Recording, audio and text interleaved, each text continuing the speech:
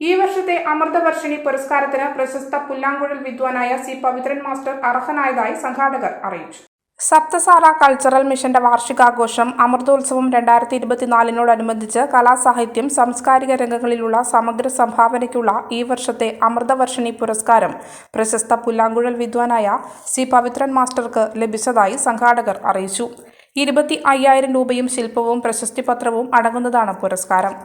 May 9 വ്യാഴാഴ്ച വൈകുന്നേരം 5 മണിക്ക് കൂത്തുപറമ്പ് റൂറൽ ബാങ്ക് ഓഡിറ്റോറിയത്തിൽ നടക്കുന്ന ചടങ്ങിൽ പ്രശസ്ത ചലച്ചിത്ര പിന്നണി ഗായകൻ ജി വേണുഗോപാൽ പവിത്രൻ മാസ്റ്റർക്ക് അവാർഡ് സമർപ്പിക്കും. തുടർന്ന് നടക്കുന്ന സംഗീത നൃത്തശില്പത്തിൽ Kalamandalam Leelamani teacher, Kanhangad Ramachandran, Payyannur Krishnan master, AV Majilesh, നർത്തകി ജിജി രാജേഷ്, കലാതിലകം ശ്രീഗംഗ തുടങ്ങിയ നിരവധി സംഗീത നൃത്ത കലാകാരന്മാർ പങ്കെടുക്കും.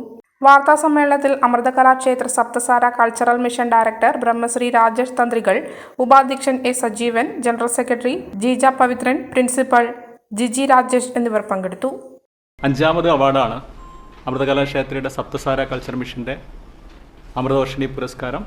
ഈ വർഷം ഇവിടെ സൂചിപ്പിച്ചതുപോലെ തന്നെ പ്രശസ്ത പുല്ലാങ്കുഴൽ വിദ്വാനായ സി പവിത്രൻ മാസ്റ്റർക്കാണ്.